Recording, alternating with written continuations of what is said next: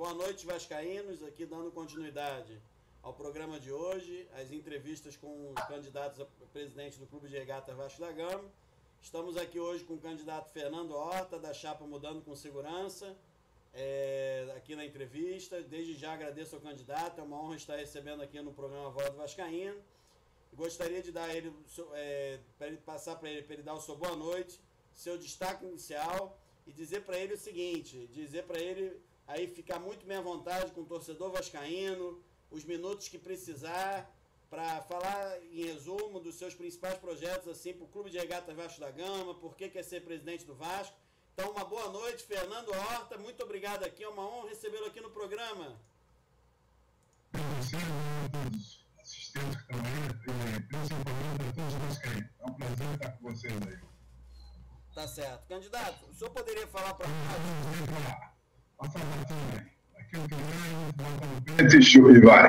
Isso que é importante. Candidato. O microfone está desligado, Michel. Candidato, Fernando, eu queria os seus principais projetos para o Vasco, por que o senhor resolveu ser presidente do Vasco, né? O senhor que já vinha na última eleição, acabou não vindo. Queria que o senhor falasse aí pra gente uns minutinhos dos seus principais projetos, por que gostaria de ser presidente do Vasco? Eu vou falar com toda a sinceridade. Sabe que eu não sou muito bom nesse negócio de reportagem, sou meio tímido perante as câmeras, mas essa vontade que eu tive agora de ser presidente do Vasco, ela mais do que nunca eu tenho essa vontade maior, porque eu não sou um homem, não sou acostumado a trair, nem viver traições.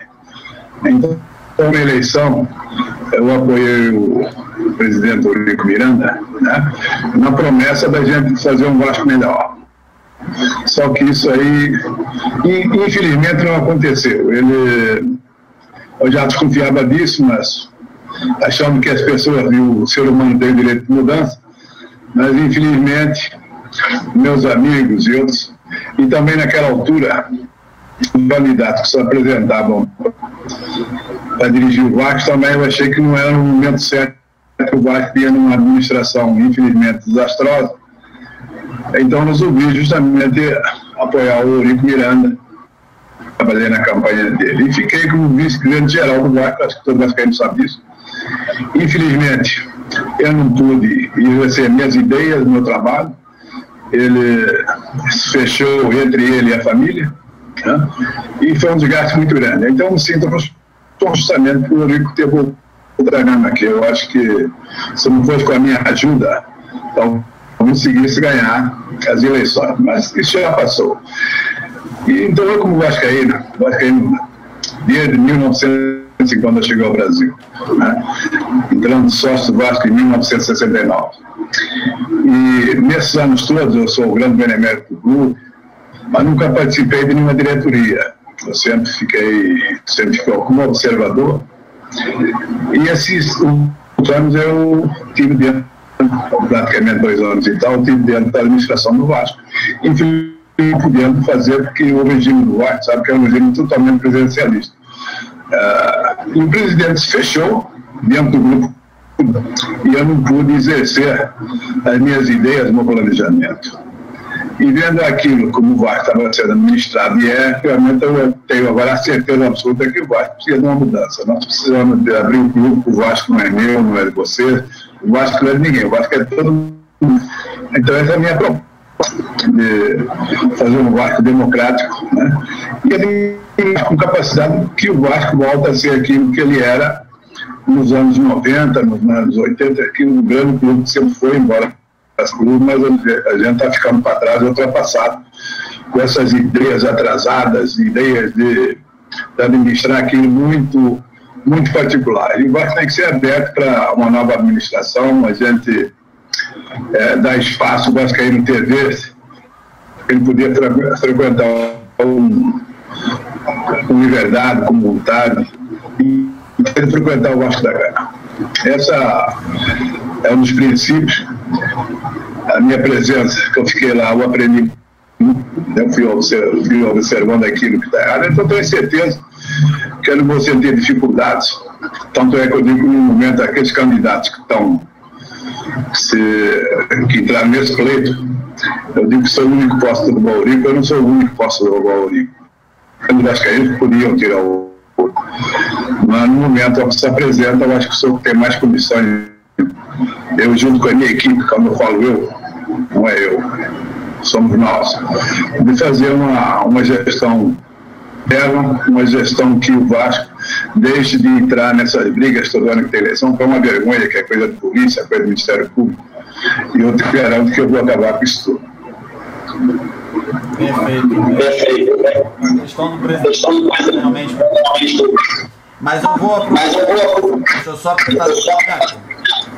Só um minutinho, você está dando um eco aqui, deixa eu só. Peraí. A questão do presidente Eurico Miranda, né? Caso, enfim, que ele tomara que não se reeleja, falando muito claramente, realmente é uma questão que preocupa. Mas o senhor falou de uma coisa aqui que emenda uma pergunta. E eu vivi essa época que o senhor falou, porque eu tenho 38 anos de idade, estou acostumado a ver o Vasco campeão. Comecei a acompanhar o Vasco em 1988, efetivamente. Vi o Vasco campeão de quase tudo, né? Só tive aquela frustração realmente no Mundial, os 2 mundiais, mas é coisa do futebol. Então a pergunta que eu te encaminho é o seguinte: na sua gestão, caso o senhor eleito, né, o senhor acha que consegue, nos 3 anos, montar um bom elenco para disputar títulos, ou o senhor acha que ainda não, tendo em vista a atual situação financeira do Vasco? A gente sabe que a gente às vezes monta um bom elenco e não ganha é consequência, mas o senhor acha que já tem condição, que é um assunto que o torcedor se preocupa muito, de já montar um bom elenco visando a conquista dos títulos, ou ainda seria cedo? Com certeza absoluta. Já sei. Eu tenho a certeza que isso a gente vai conseguir, até porque o Vasco é um dos clubes que mais gasta. O Vasco disputa lá de pagamento. Perfeito. Bom. Falta. Agora está picotando um pouquinho. Vamos só fechar a câmera um pouquinho, que agora está picotando um pouco. Só fecha um pouquinho. Oi, agora deu uma cortada. Deu uma cortadinha aí. Dá só uma fechada.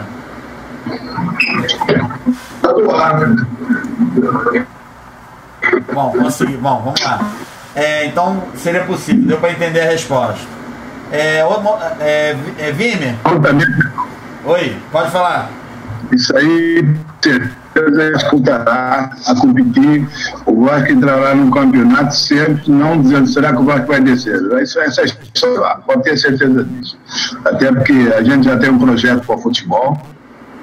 A situação vai lidar com honestidade. Sem interesses de A, B ou C, que hoje, principalmente dentro do Vasco, existem muitos interesses para que não atende, mas não atende o grupo. Perfeito. Então eu vou passar agora ao Vimer, para ele encaminhar uma pergunta para o candidato, para depois eu continuar. Boa noite, Horta. Boa noite a todos que estão nos assistindo. Eu gostaria de fazer uma pergunta seguinte. Você assumindo o Vasco, possivelmente pegará um clube... Eu vou assumir. Certamente. Vamos falar porque existe uma eleição a ser conquistada ainda dia 7 de novembro, né? Então, vamos dizer que o senhor, assumindo a presidência do Vasco, provavelmente pegará um clube sem recurso, ou com pouco recurso, porque provavelmente o Eurico vai deixar, né? É bem possível, bem provável. Como o senhor pretende administrar o Vasco nos seus primeiros meses nessa situação de paco, recurso, ou praticamente zerado? Porque o Eurico já sabe que você não pode contar que esteja com uma saúde financeira boa, e a gente está vendo que os salários estão atrasando, e só quitou um mês, já tem um outro mês em atraso, né? Justamente, a gente tá atento a essa situação. Sabe que pegar talvez um Vasco com 2, 3 salários atrasados, né? Ainda mais nas eleições, se ele já não paga agora, não vai pagar depois. Mas a gente está altamente preparado para isso, justamente o meu grupo está formando, sabe dessas dificuldades que nós vamos enfrentar, eliminarem, mas a gente vai arrumar recursos, quer dizer, para poder sanear imediatamente clube para a gente poder ir administrando. Logicamente que a gente não sabe aquilo que a gente vai encontrar. Eu só sei que o dinheiro, a despesa que o Vasco tem e o faturamento que o Vasco tem, se ele for bem, dá para fazer um bom time de futebol, tratar do patrimônio, não esquecer da base, da parte do amador, em todo sentido, no remo, no basquete. Isso continuar funcionando. Logicamente que a gente sabe da dificuldade que é. Eu não estou aqui para prometer que vamos fazer isso, que eu vou fazer imediatamente uma reforma em São Januário. Isso aí o candidato que fizer isso está querendo jogar para a torcida. Eu não sou de jogar, porque eu sou um homem que tem responsabilidade, 35 anos de idade, a minha vida até hoje, ela sempre foi blindada de sucesso, entendeu? Então não é agora que eu Você pretende fazer uma auditoria nas contas do Vasco para saber a real situação financeira no primeiro momento? Logicamente que a gente vai fazer. Só vou fazer, a gente vai fazer, embora isso aí, a auditoria sabe que é uma coisa cara, né?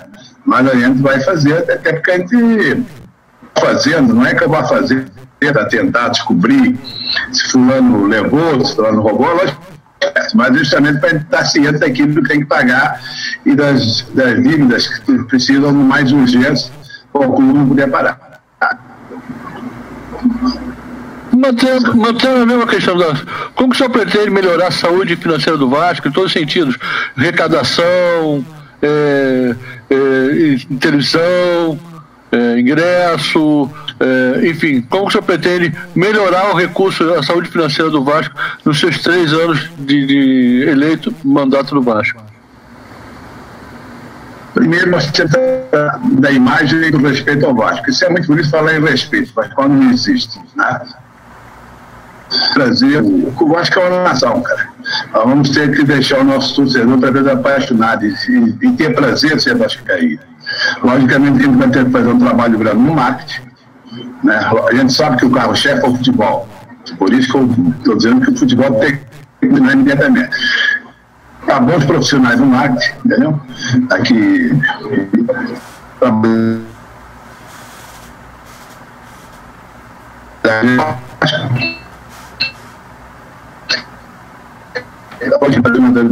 Vai deixar de existir e fazer um trabalho grande com o sócio. E o sócio torcedor já tem um projeto muito interessante para isso. E justamente às vezes na vida, cara, não adianta você gastar muito, você tem que gastar pouco, saber gastar.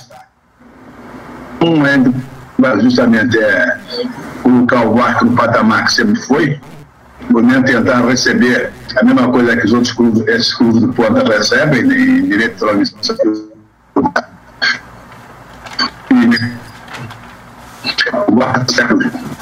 Entendeu? Para ter uma ideia, o nosso patrocínio com a Caixa Econômica aqui do Rio, acho que nos clubes aqui do Rio é menor.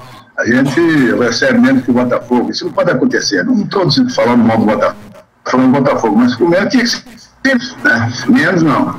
Então o Vasco o que tem justamente tem ficado numa administração muito fechada.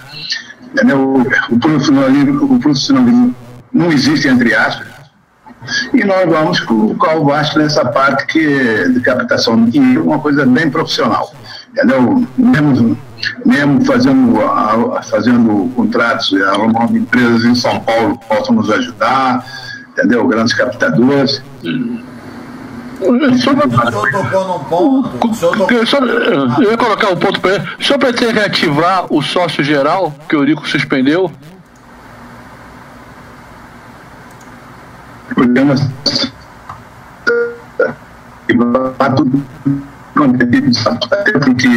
não podemos, quanto mais quantidade de sócios, portanto, se incentivar o sócio, abrir sócio, tudo tem que ser incentivado para ter uma motivação do Vasco.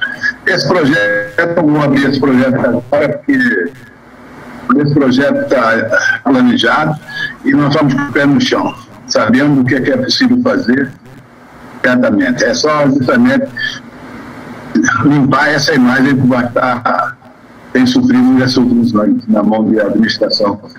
Porque existe dentro da minha. O Vasco não é meu, o Vasco é nosso. E eu vou administrar o Vasco de uma maneira que o vascaíno vai ter confiança em decidir. O senhor puxou 2 assuntos aqui, que é bom que o senhor puxe os assuntos e a gente vai tendo a ideia das perguntas. O senhor falou em 2 coisas, o futebol como carro-chefe e a questão da receita, né, de patrocínio. E aí, me puxa 2 perguntas, né? Lógico que o futebol profissional do Vasco é o carro-chefe do Vasco, assim como o Remo é um esporte estatutário, né? Mas além desses esportes, quais os esportes que o senhor acha que o Vasco deve investir além do futebol de forma prioritária, ou por enquanto só concentrar só no futebol? E e depois eu já emendo com as receitas, né? Como é que o senhor vai, relação do Vasco com a Globo, mas aí deixa o senhor responder só dos outros esportes. Logicamente que, vamos dizer, o futebol é prioridade. O futebol, ele é que vai trazer dinheiro para você trabalhar bem os outros esportes. Logicamente que a gente vai procurar colocar vice-presidente em cada setor desses aí, que eles trabalhem e conseguir alguma coisa para ter esse futebol que tem do basquete, dos amadores. Logicamente que se eu estiver bem no futebol, as receitas elas vão subir, elas vão aumentar. Vai ter como eu patrocinar, ou trabalhar os outros esportes com mais facilidade. Logicamente que eu não vou dizer para você, não, vou entrar e vou trazer 5 americanos, eu vou trazer 5 amadores lá de Portugal, velho. Tudo vai ter que ser pensado e planejado. Né? Que o outro no futebol forte, o resto vai andar.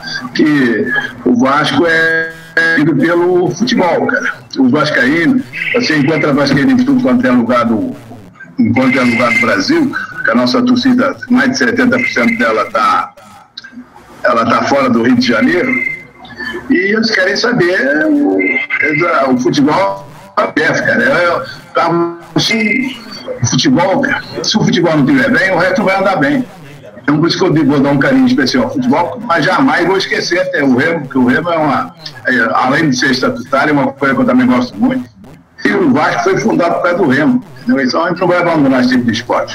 Agora, eu prometi que vou fazer grandes contratações, grandes atletas para funcionar, para vir para o Remo, para vir para o basquete. Lógico que a gente vai ter que fazer isso com o pé no chão. Até porque eu não sou responsável de ficar prometendo inovações e não acontecer, porque o futebol está um retorno imediato. Estamos dando retorno na base e numa contratações que você faça de profissional. E você monta um time que vai competir e que você tendo um time vencedor, é lógico que as marcas elas aparecem com mais facilidade para fazer um patrocínio. Perfeito. E aí, eu já te pergunto o seguinte, já emendando o tema patrocínio, né? Eu já te pergunto ao senhor o seguinte. Na época do Vasco, né? Que o Vasco estava no clube, que existia o Clube dos 13, o Vasco estava no topo e tal, como nós sabemos. Então, como seria esse nosso relacionamento do Vasco na sua gestão com a Rede Globo e como fazer para aumentar esses nossos patrocínios? Como bem o senhor disse, são pífios. E nas gestões Eurico, já, na minha opinião, é uma tradição, infelizmente, dos patrocínios serem pífios, né? E parece que dessa vez também ele não deu muita importância à cota de TV. Mas enfim, qual seria o relacionamento do Vasco com a Globo, cota de TV, e como é que já tem algum plano para aumentar os patrocínios, enfim?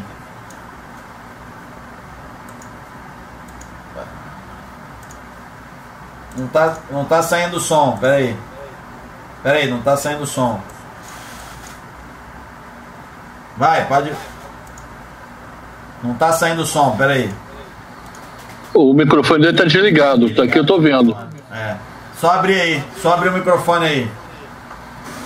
Agora. Abriu. O meu relacionamento terá que ser o melhor possível. Eu não vou espantar os patrocinadores. Entendeu? Então, essas coisas acabar. Eu não quero. Eu tenho que me relacionar bem com quem paga a conta. Então, se você gosta ou não gosta, é outra coisa. E além de tudo, eu não estou defendendo uma coisa minha pessoal, da minha Eu estou defendendo uma coisa pouco, se for para melhor pouco, defender sempre bem, deixando meus interesses, a minha vaidade para frente. Meus interesses fora. Eu vou sempre pensar em nome do clube. E sendo melhor para o clube, eu tenho que me relacionar bem com a TV Globo, como você citou, ou com qualquer outra emissora que está gerando o Vasco. Perfeito. Eu vou agora colocar a pergunta do Zimmer, duas perguntas do Zimmer, nosso outro companheiro, que não pôde estar presente. O microfone está desligado, Michel. Vou colocar agora a pergunta do outro companheiro, Roberto Zimmer, que não pôde estar conosco aqui nesse momento. Só um minutinho. E aí eu coloco, se ficar muito baixo eu repiso.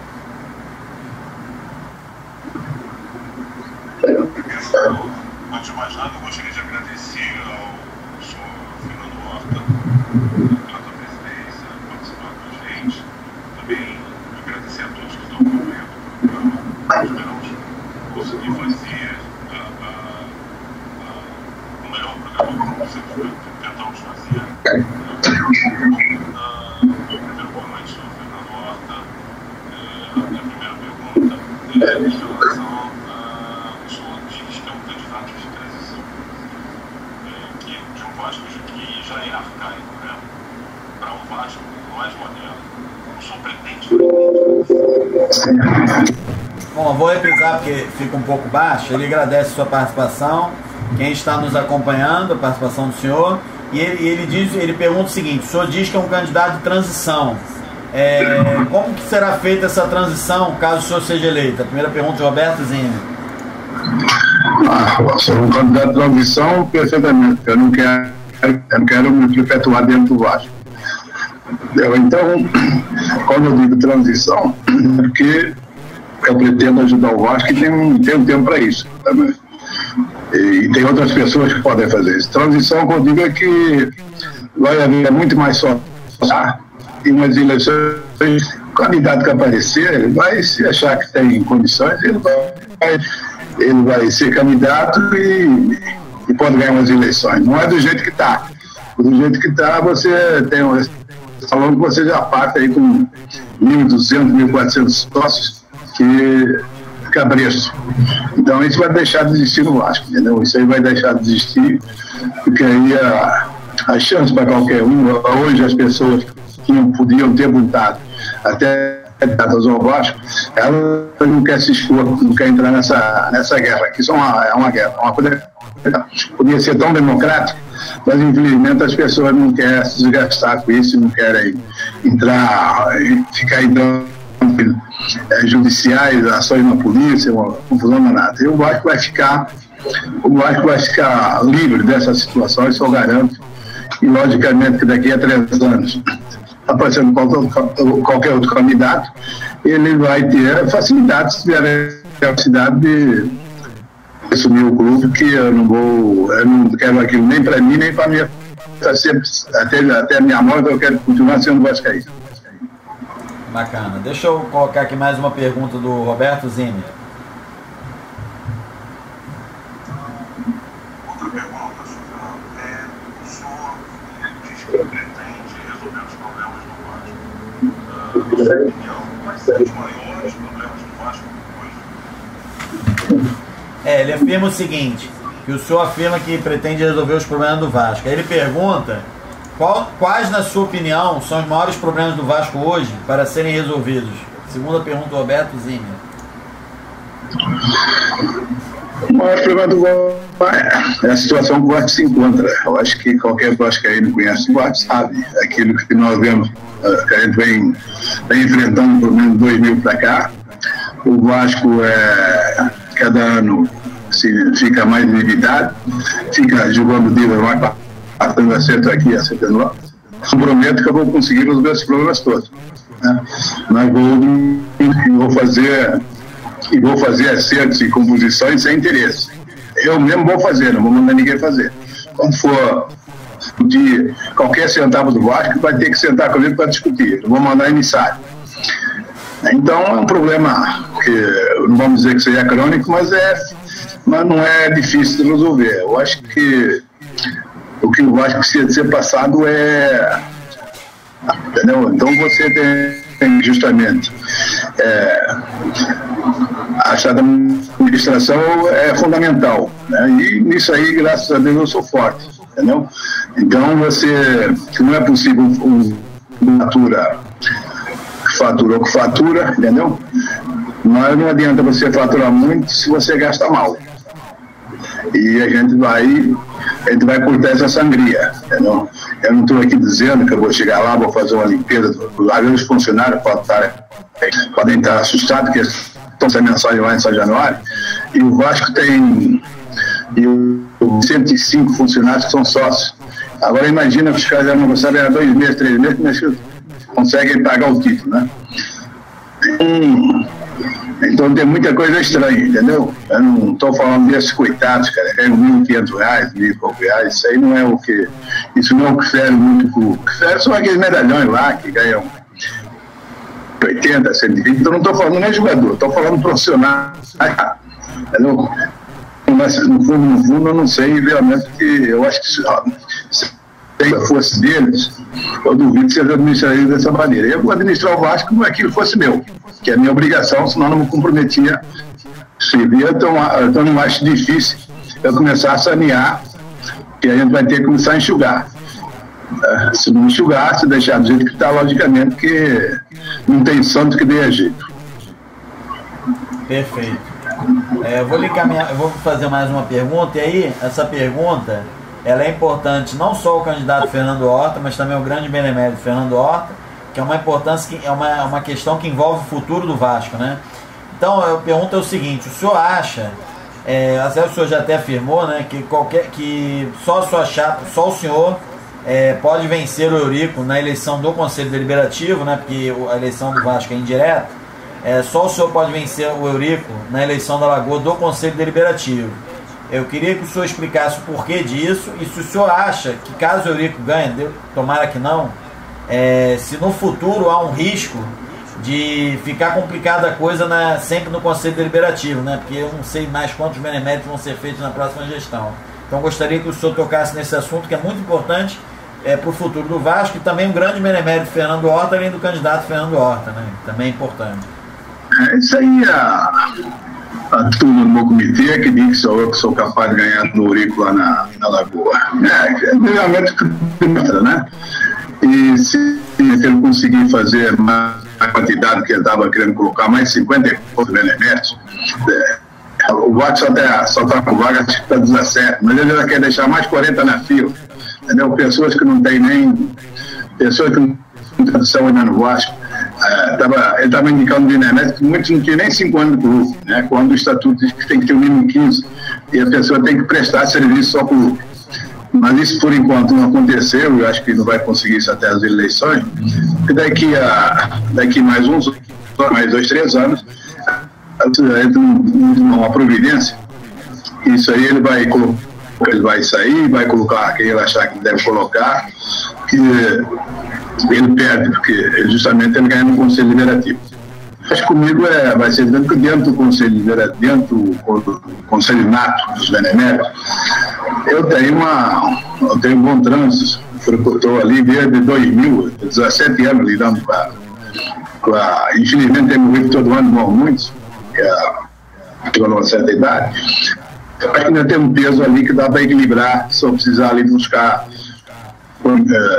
eu digo para você, talvez mais de 50% ou 50% daqueles dos beneméritos que a grande maioria, mas também não está satisfeita. Eles não falam que não quer se aborrecer, até por causa da idade que a maioria tem. Então, eu acho que qualquer outro candidato encontrará essa dificuldade. Aquilo que eu não vou encontrar, porque eu sou benemérito por valor. Já fiz muita coisa pelo Vasco e já ajudei naquilo que foi possível. Tá, certo. O senhor fica preocupado numa eventual eleição do presidente Eurico Miranda com essa questão dos beneméritos no futuro? É um futuro muito perigoso, entendeu? Porque ele está colocando pessoas jovens, beneméritos, filhos dele, parentes, mas que fica realmente perigoso, que justamente eu tendo a oportunidade de ser o governo do Vasco, isso vai acabar. Vai acabar porque eu acho que eu tenho peso para isso, junto com a equipe que está comigo, de a gente fazer uma modificação estatutária. Eu preciso uma modificação presidente, ele tem muitos poderes demais. Então a gente tem que preparar o Vasco para o futuro, entendeu? E então a minha nova ajustamento para uma reforma de estatuto, é lógico que aqui não pode ser feito em 30 dias, mas vai ser um estudo feito pelo grupo que a gente vai colocar, e vamos apresentar esse novo estatuto justamente no Conselho Deliberativo. A ideia é que a gente vai fazer no futuro, nas próximas eleições, uma eleição direta, que o sócio eleja o não depende dos beneméritos, quer dizer, os beneméritos vão ter mesmo o seu grande valor, o seu grande peso, mas eu acho que eles vão se incomodar. Eu acho que o presidente do clube tem que ser eleito pelo sócio, não pelo Conselho Deliberativo. Perfeito. Vimer, sua pergunta. Bom, o que o senhor acha do Estatuto do Vasco? O senhor acha que precisa ser reformado? Caso positivo, quais seriam os pontos prioritários a serem alterados, na sua visão? Tem muitos pontos que precisam ser alterados. Essa é uma que eu falei para você, que a gente vai nós vamos fazer uma reforma estatutária. Agora, tem pontos que eu acho que o presidente ele não pode ter autonomia de chegar, de fechar com uma grande empresa um patrocínio para uma camisa. Grandes negócios sem consultar o seu conselho. Entendeu? Ele não pode chegar e tomar decisões sem o conselho opinar. E isso é um estatuto, quer dizer, isso aí já não é diferente. O Flamengo já é assim que ele trabalha, entendeu? Eu acho que o clube, o presidente ele tem poderes, ele abre, fecha, tanto é que ele esquemeu. Agora mesmo ele tomou uma atitude que estava para fechar lá ali o calabouço, porque tem um pessoal que é candidatura e ia estar usando uma camisa aí, meu nome dele, o segurança, ele está mandando fechar o calabouço. Quer dizer, ele chega e ele mesmo fala. Aquilo ali ele fecha e abre a hora que ele quer. Isso não pode ser assim, cara. Então. O Otto rompeu com ele, o Otto já não virou mais importante pro VAR. Rompeu, foi proibido de entrar no. Como seguir? Posso alterar o estatuto? O senhor tem que convencer os 2/3 dos conselheiros a aprovar essa alteração. Como você pretende convencê-los a fazer qualquer tipo de alteração? Porque é difícil. Justamente, eu acho que devido ao bom trânsito que eu tenho dentro do clube e com as pessoas, porque eu não estou disputando uma eleição para arrumar inimigo. O negócio é fácil. E eu sei que pode ter muitos lá que não vão votar em mim, mas na hora que eu for eleito, eles vão concordar com a mim, não conhecem. Tem alguns compromissos lá o atual presidente. Então, aquilo que eu te falei, não sei disso, que a gente vai eleger as 20. A gente vai eleger 120 para o Conselho Deliberativo. Né? E hoje tem 137 conselheiros natos. E eu tenho mais de 50 conselheiros natos. Na hora eles votam comigo. Então não fica difícil. E eu acho que para quem quiser o bem do Vasco, mesmo aqueles outros que sejam oriquistas, eles vão entender que realmente precisa ser mudado. Não é porque quando não propõe a mudar um estatuto para dificultar, para não ter liberdade, igual que tem o atual presidente, na minha boa vontade, que eu mesmo acho que o Vasco não pode ficar sendo comandado só por uma pessoa e a pessoa fazer aquilo que acha que tem que fazer. O Vasco não é meu, não é dele, não é de ninguém. O Vasco é de nós todos. Não foi ele, e eu também não construí nada, porque naquela altura não era vivo para construir o Vasco. O senhor pretende propor eleição direta para presidente do Vasco, como é feito para presidente da Assembleia? Eu acabei de falar que eu de comentar isso agora. A nossa intenção não. Nessa mudança estatutária, o sócio do Vasco vai eleger o presidente direto. Não é acabar com esse interesse com o governo emérito para que se garantir o poder. Entendeu? O benemérito, sim, o benemérito tem que ter, mas o benemérito realmente tem um mérito. Entendeu? E existe lá uma ficha que o benemérito ia ganhando pontuação Pode querer prestar no clube, pode querer fazer. Se pegar aquelas fichas lá, nem tem. Entendeu? O cara vira benemérito se for amigo, ou se for amigo do presidente, ou se for companheiro dentro do buraco. Tem até emérito flamenguista agora lá, né? Que ele colocou. O cara tem um emérito flamenguista, cara, porque diz que o cara ajudava lá no diretor, não sei que diretor. Entendeu? Isso o senhor votou contra ele no dia lá da... Não, ele tá na justiça, ele já foi caçado. Entendeu? Tá. Ele foi votado, houve uma votação, né? Alguns já... Não, eu não fui nem nessa reunião, cara. Eu até não nego aí nessa reunião, porque era voto vencido, entendeu? Uhum. E justamente o regime é brabo, cara. O regime é ditadura. Entendeu? Então não adianta. Vai ter um voto contra, 2? Não adianta. Que justamente a situação que é imposta e que está no clube que vem há muitos anos dessa maneira. Um absurdo, né? Mais uma pergunta, duas perguntas do Roberto Zimmer, nosso companheiro de bancada. Vamos lá. Por que se racha com o Eurico? Que promessa foi essa que não foi cumprida pelo senhor Eurico Miranda? O Zimmer pergunta o porquê do racha com o presidente Eurico Miranda, e que promessa ele não teria cumprido, enfim, uma coisa nesse sentido. Qual a pergunta que eu tive com o Eurico Miranda? É o seguinte, ele falou, por que do racha com o presidente Eurico Miranda, se ele teria feito alguma promessa, que promessa seria essa, por isso que o senhor rachou, enfim. A promessa era essa que não foi cumprida por ele. Acontece o seguinte, ele me convenceu, e convenceu meus amigos, né? E aquilo que eu já falei atrás, que o Vasco, eu até cheguei a ficar convencido na situação que se encontrava o Vasco, devido à experiência que ele tinha, né? Porque eu olho o Vasco, pessoa, entendeu?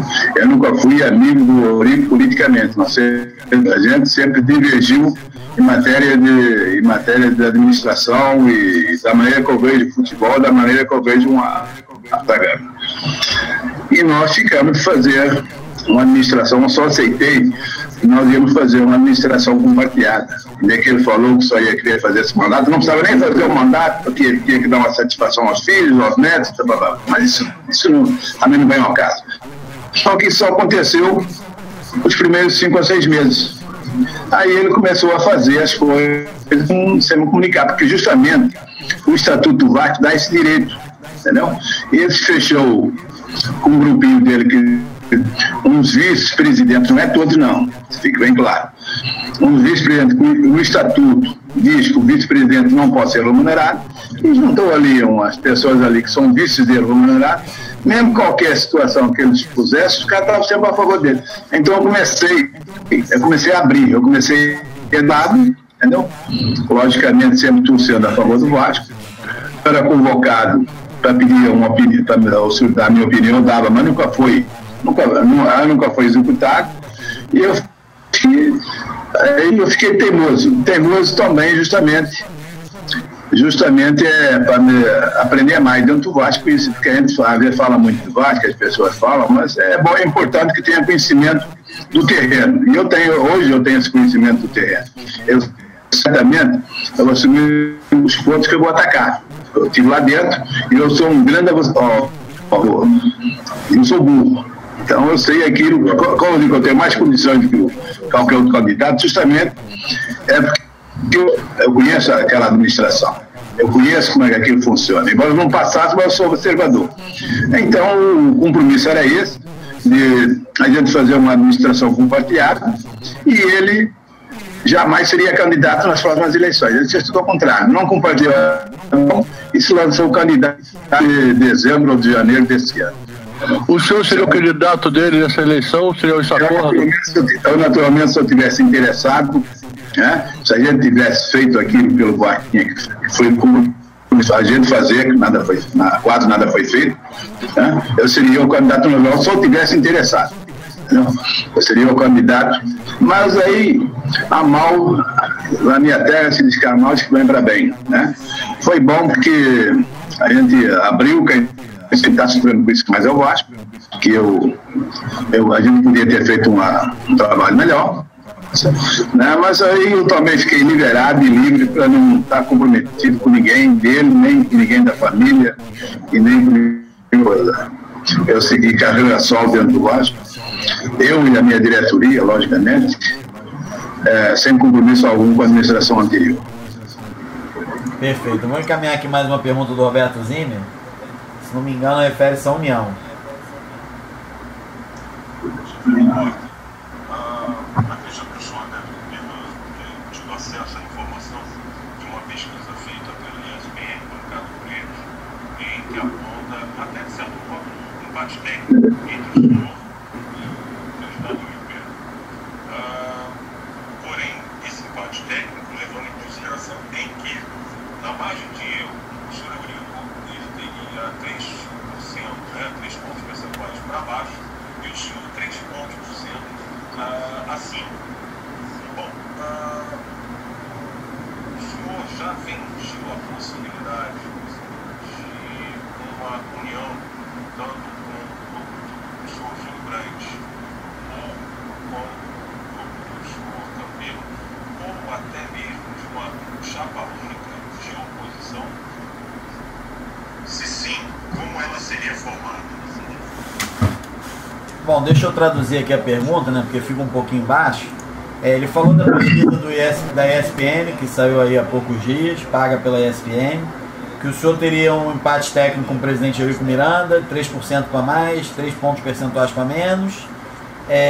Se o senhor, tendo em vista até essa pesquisa, né, pensaria numa união da oposição, das chapas de oposição em uma única chapa, e se sim, como seria a composição dessa chapa? Veja bem, eu, desde o começo, eu estou sempre proposto à união. Quem tem procurado isso aí foi sempre eu e o pessoal da minha campanha, né?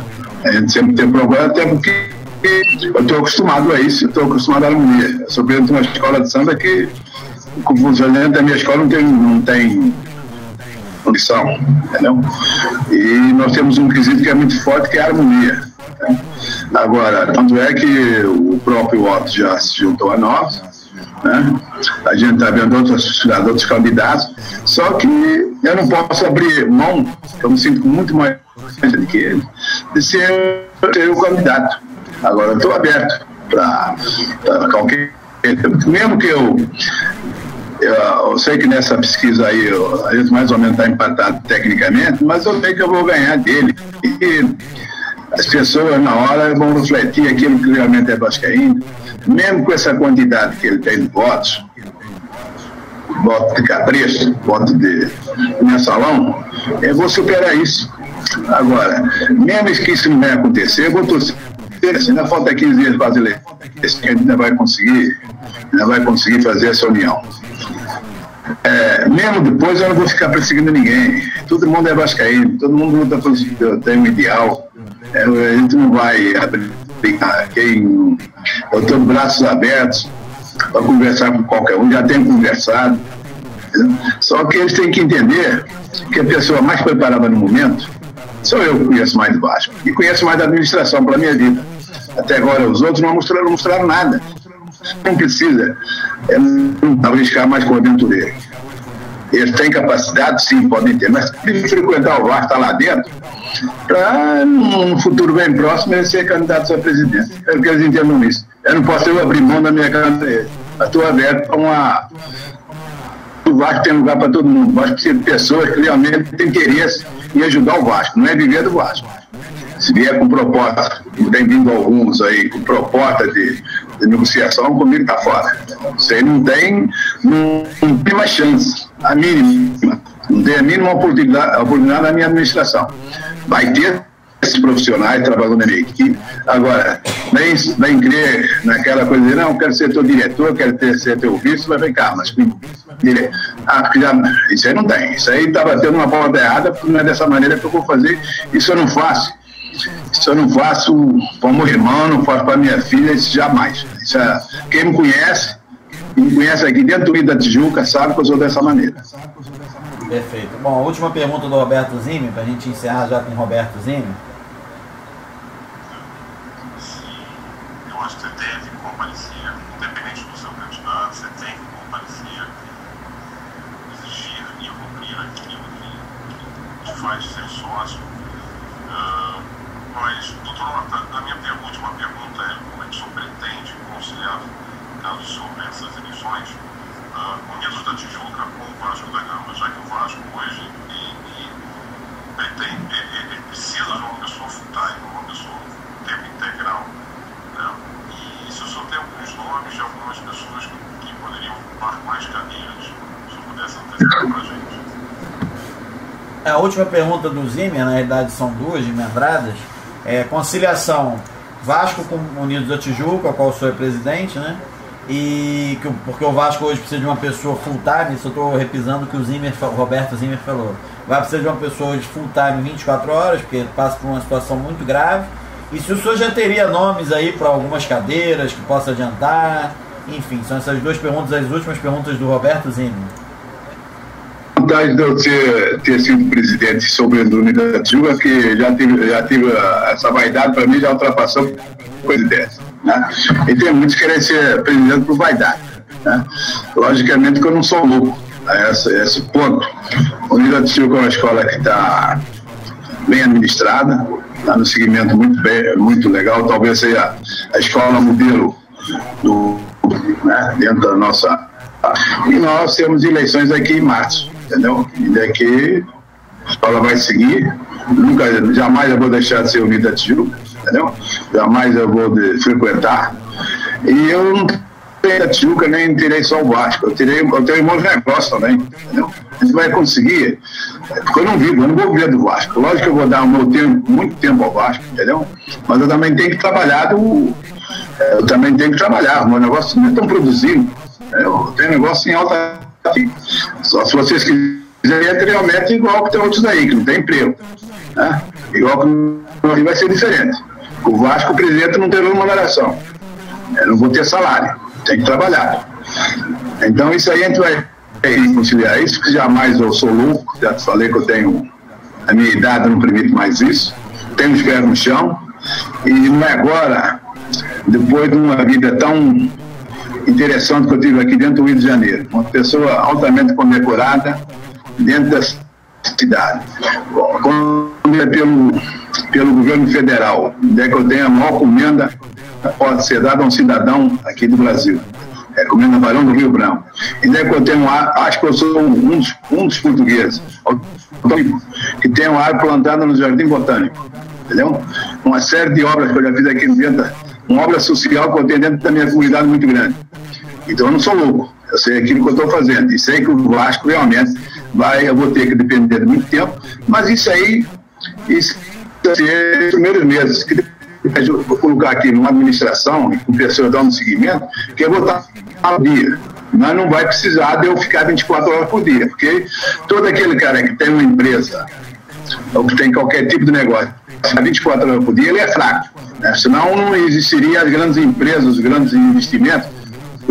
O cara tem investimento aqui, tem na Europa, tem na Suíça, tem no... Isso aí eu respeito a pergunta do ouvinte. Agora, se ele quiser muito emprego, via do Vasco tem outros candidatos. Claro. Bom, tá acabando, só tem mais duas perguntas, uma minha e do Vimer. A minha pergunta é o seguinte: São Januário, reforma de São Januário, revitalização do entorno, que é a questão de ter um projeto Morar Carioca, e centro de treinamento, que o senhor tem para o Vasco? O centro de treinamento é fundamental. Isso nós já temos um projeto, entendeu?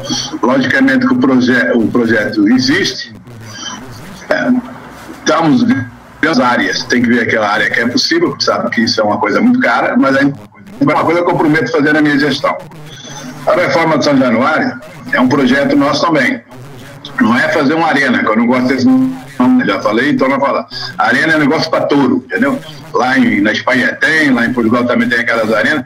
Nós vamos fazer um estádio, modernizar o estádio.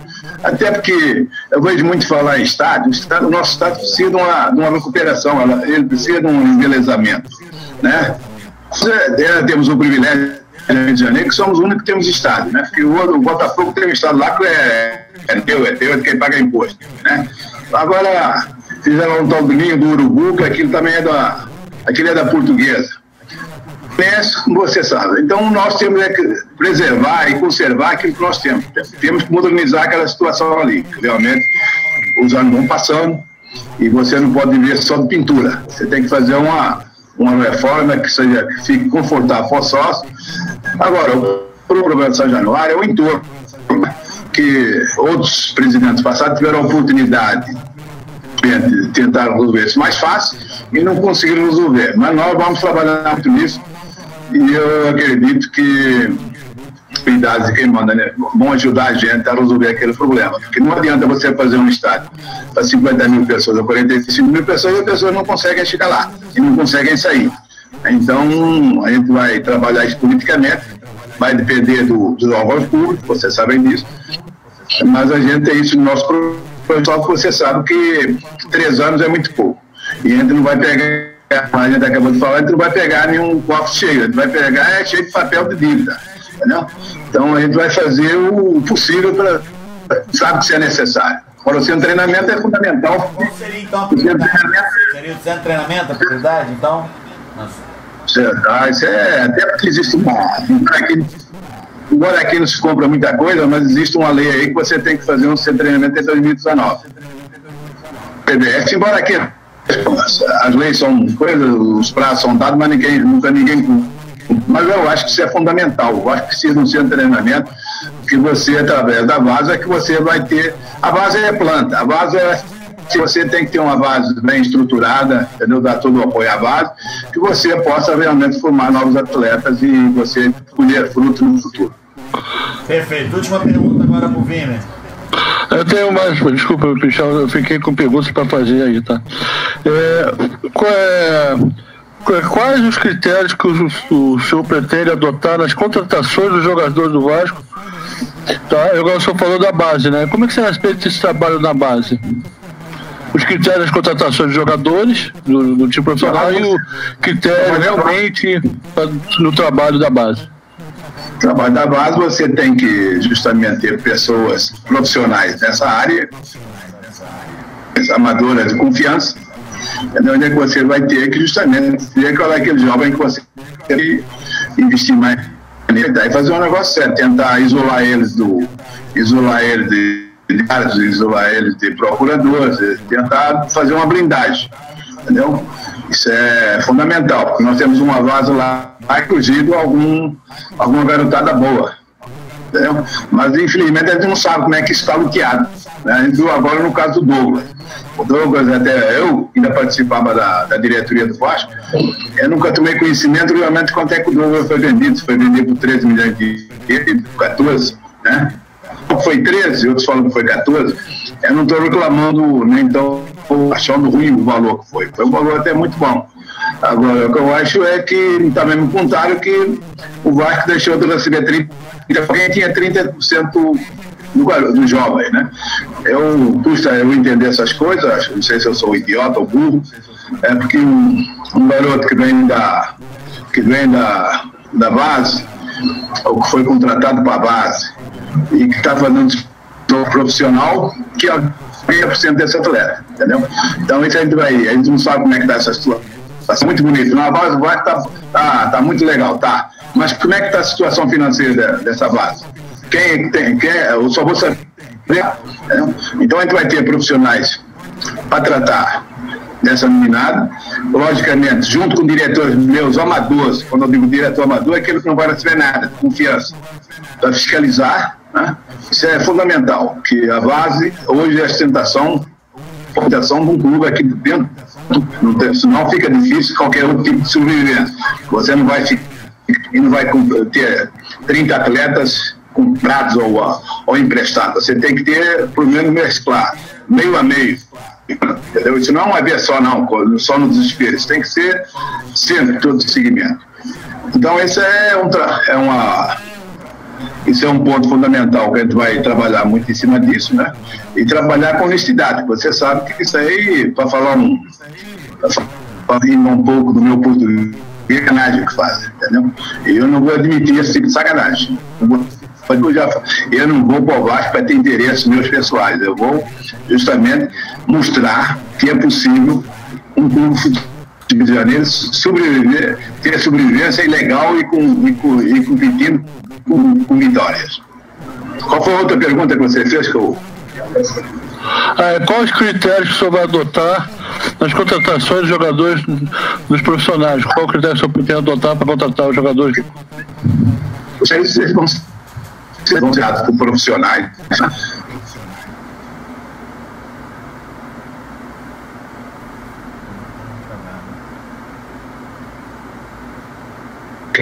Fazer toda uma ficha, vai ter que ter toda uma história quando for contratado. A gente vai procurar o histórico dele. Não é só pegar na ficha, não. Eu sabe que dentro a gente vai fazer um serviço investigatório, entendeu? Vai ter todo cuidado. Isso não vai ser feito de qualquer maneira. Vamos comprar um jogador que, entendeu? Aí vem outro que está com a perna com o joelho, isso não vai ser dessa maneira, entendeu? Isso aí tu não vai, nem vai entrar nessa história de empresário. Pega isso aqui, esse bife aqui e leva essa carne do pescoço, entendeu? Isso aí a gente vai deixar, porque a gente vai tentar. Eu não vou dizer para você que a gente vai acertar 100%, mas vamos tentar errar o mínimo. Isso aí pode ter certeza. O trabalho vai ser criterioso, até porque eu não tenho parente para jogar futebol. Não da família para jogar futebol. Eu sou empresário de futebol. Não vou admitir empresário rodando ali, entendeu? Entra aquela garotada, ou de jogador. Então, as coisas ficam difíceis e ficamos justamente o trabalho não é levado a sério. Levando a sério e com honestidade as coisas acontecem. Eu vou fazer. Você quer fazer a pergunta sobre o que você ficou de fazer? Sim, acabou. Pode fazer tu. Tá. Eu vou fazer uma. Qual a sua relação? Como é que será a sua relação com as torcidas organizadas? Como você pretende ter esse relacionamento e de que forma o senhor pretende fazê-lo? O meu relacionamento vai ser bom, porque quando se fala em torcida, para mim é vascaíno. Eles lá, eu aqui. Entendeu? Eles lá na parte deles, eu fazer aqui. Se você quer ser mais direto, que eu vou fazer negócio com torcida, eu não faço. Eu não faço negócio com torcida. Eu posso, a gente conversa. Tá? Eu não vou ceder porque eu não sou igual aquele candidato. Tem um candidato aí que não vai a São João, que tem medo. Se ele tem medo, não pode ser nem presidente do Vasco. Eu não tenho medo. Entendeu? Eu não tenho medo de morrer. Eu tenho medo de perder a minha dignidade. Então todo vascaíno vai ser tratado como vascaíno. Só que eles vão ficar lá e nós vamos ficar cá. Entendeu? Isso não vai ter... Porque o que está acontecendo lá em São Januário, essas bombas que aconteceram, essa briga que havia acontecendo, justamente é fomentado o interesse de alguma torcida por fora e outros ficaram dentro. Uma coisa que foi feita dentro de São Januário. Essa eleição da Força Jovem foi feita dentro de São Januário.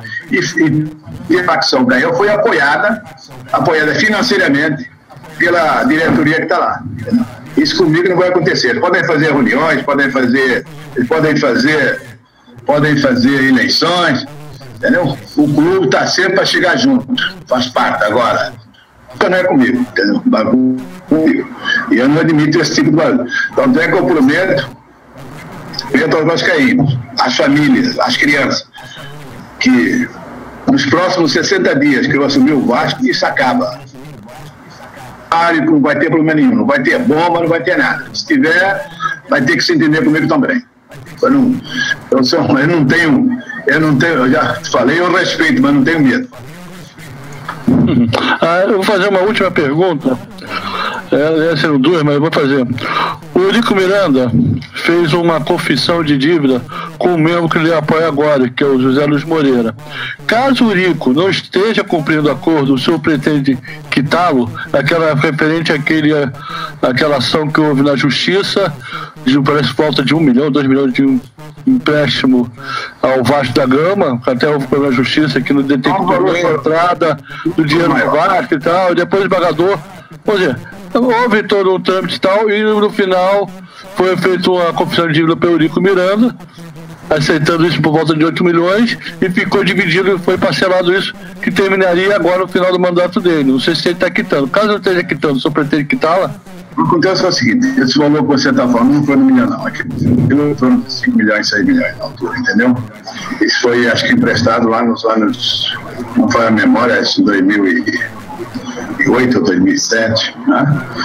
Que não tem só essa do José Luiz Moreira, existem outras confissões de dívida, né? Não, porque no processo fala de 1 milhão só, no processo que eu vi lá, que eles foi lido. Por volta de 1 milhão ou 2 milhões, no processo. Você não falhou alguma coisa que você não viu, mas o valor não era esse, né?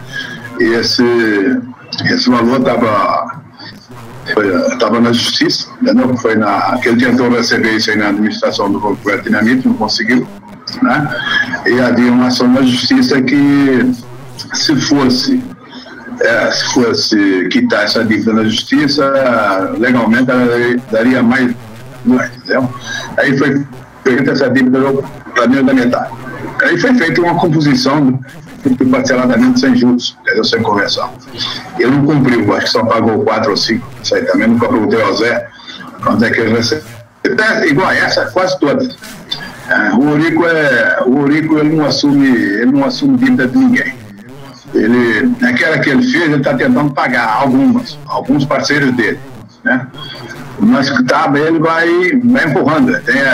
Agora esse que se juntou a ele, diz que vai ser vice dele, o tal do Peralta, seu Antônio Peralta. Ele fala aí para ele que ele anda pegando bola, tentando arrumar bola, que ele só está entrando a ver se recebe o dele. Ele também tem uma dívida lá. Porque ele só está se juntando ao Eurico, entendeu? Então existem outras confissões de dívida. Eu entendo da seguinte maneira: quando você entra ou compra uma empresa, você tem que assumir o ativo e o passivo. Então, logicamente que eu não vou me negar a pagar. Sei lá, tem confissões de dívida que estão na justiça, né? Quem assume tem que assumir isso também.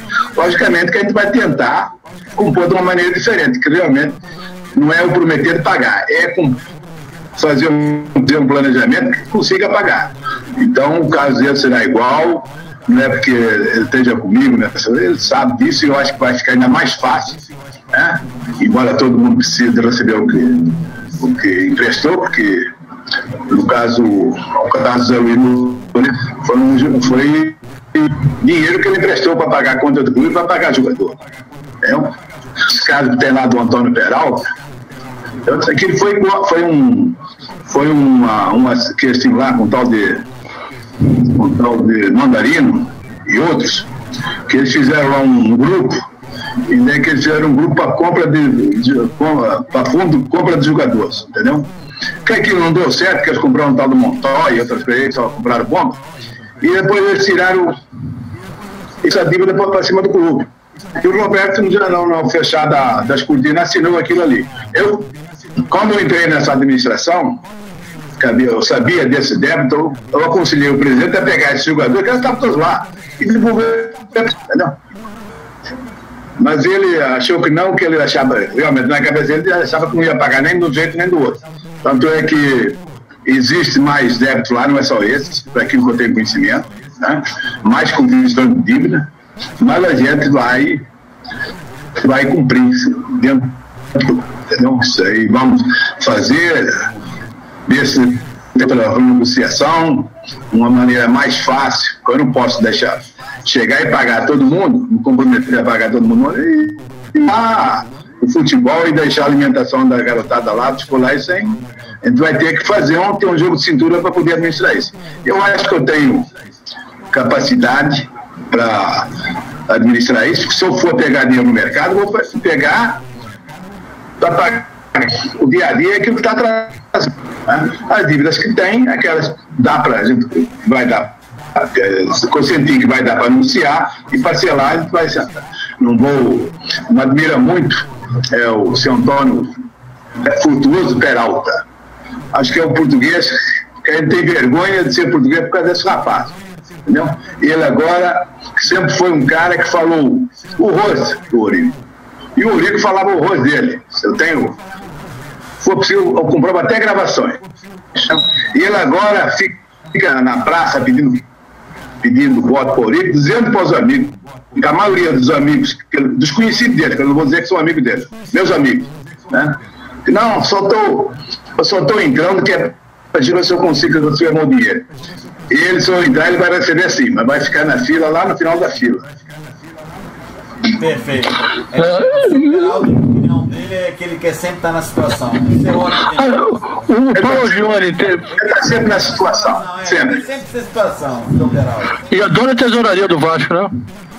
Ele adora a tesouraria. Ele é que é o culpado desse mensalão. Ele é que abriu aquilo lá, que traiu o Roberto e abriu aquele negócio do mensalão. Ele fala, não, que eu precisava pagar umas contas de luz. Entendeu? Se o senhor foi, essa vergonha que tá aí. se o senhor for eleito, ele vai lhe procurar. Eu quero ficar na secretaria aí. Se bobear. Ele vai ficar na tesouraria. Na secretaria da casa dele. Ele pode ir lá pegar o ingresso, mas ele gosta muito de pegar os ingressos de cortesia. Ele vai lá pegar. Porque eu fui um vice-presidente do Vasco, presidente geral, nunca ingresso de cortesia. Nunca. Eu nunca peguei uma camisa do Clube do Vasco para pegar alguém, nem para mim. Bom, mandava comprar. Tá certo. O Peralta quer sempre essa situação. Bom, eu quero agradecer. Só uma. Qual será a função do Paulo Gione que te apoia no clube sendo eleito? Se ele será supervisor, alguma função dele no futebol? O Paulo Gione está me apoiando. Eu acho que ele é uma pessoa importante, mas não tem cargo ainda. É meu consultor. Eu acho que ele é uma pessoa aproveitável, que a maioria está ultrapassado, mas é um cara. Acho que não tem ninguém que possa dizer que o Paulo Gione teve qualquer transação de jogador, qualquer outra transação aí. Entendeu? Então o Paulo Gione é um cara que é muito grande, entendeu? É um cara que eu tenho andado mais colado com ele, é de uma inteligência boa, é um cara moderno, tá velho quer dizer, mais antigo, mas é um cara sabe? Tanto é que ele dão do curso para esse Brasil afora. Não é como diz o presidente do Vasco, que se fosse bom que estava empregado. Eu, por acaso, vi uma proposta dele num clube lá de São Paulo para ele ir para lá, ele não quis ir, justamente ele está com a gente. Não tenho isso com ele profissional, nenhum, nem com ele, nem com ninguém. Entendeu? Logicamente que eu acho que ele é uma pessoa que pode me ajudar nessa situação do futebol, me orientar, entendeu? Então, naturalmente, ele será aproveitado, mas não com dizer que vai ser o diretor do futebol ou que vai ser isso e aquilo, entendeu? Até porque nós vamos fazer, mesmo o Zé Luiz que está comigo, toda a turma que está comigo, até agora não escolheu quem vai ser, até porque dentro do meu grupo, lógico, como os vice-presidentes vão ser amadores, mas não temos nenhum profissional, quer dizer, que fulano vai indicar, que fulano vai tentar no mercado procurar o melhor e sem interesse. Contratamos, não deu certo, manda-se embora. Perfeito. E vai assim. Mas nisso aí eu tenho bom olho para contratos. Eu tenho a certeza, porque às vezes o profissional é bom, cara, mas ele não é bom naquele lugar, porque às vezes quem dirige é ruim. Perfeito. O Otto já tinha me passado que não tem os cargos ainda definidos, vamos definir tudo depois. Bom, queria agradecer a presença aí do candidato. Foi uma honra recebê-lo aqui no Voz do Vascaíno. Muito bom bate-papo, muito obrigado mesmo. Boa sorte e espero que venha dar entrevista também na Vitória, né? Um grande abraço. Perfeito. Fique com Deus, saudações. Perfeitamente. Pode ter certeza disso, e pode ter certeza que a imprensa vai ter toda a liberdade, vai estar aberta sempre a ser bem recebida lá em São Januário. Acho que cada um. Agradecemos. Aí a gente não vai expulsar fulano, expulsar ciclano. Quer viver em paz e quer viver justamente o pessoal que faz a mídia. Tem até o direito de me criticar, vai ter que criticar, mas criticar sabendo que o trabalho está certo. A gente vai fazer questão de mostrar o trabalho, a transparência, né? Para que as críticas venham com razão ou sem razão. Tá bom? Ótimo. Bom, parabéns, Horta, pelo programa, foi perfeito, brilhante. Desculpa qualquer pergunta, qualquer coisa. Eu queria ir mais pesado. Você esperava mais pesado? Não, eu não vou fazer isso com nenhum candidato e não farei isso contigo. Quem fala com o coração e com sentimentos, cara, eu não tô falar bonito. Você tem candidato aí que é louvista, que o cara se vê. Eu não sei me ver. Eu não sei entender. O meu negócio é campo, é execução, é trabalho. Entendeu? O Otto, que é seu companheiro, já é praticamente freguês do programa, já esteve aqui 3 vezes. O Léo Gonçalves conhece bem o programa, também foi um dos padrinhos do programa, então tá tudo em casa, tá bom? Um abraço pro senhor, muito obrigado pela participação. Obrigado. Saudações vascaínas, fique com Deus. Saudações vascaínas. Viva o Vasco. Viva o Vasco. Saudações vascaínas. Obrigado.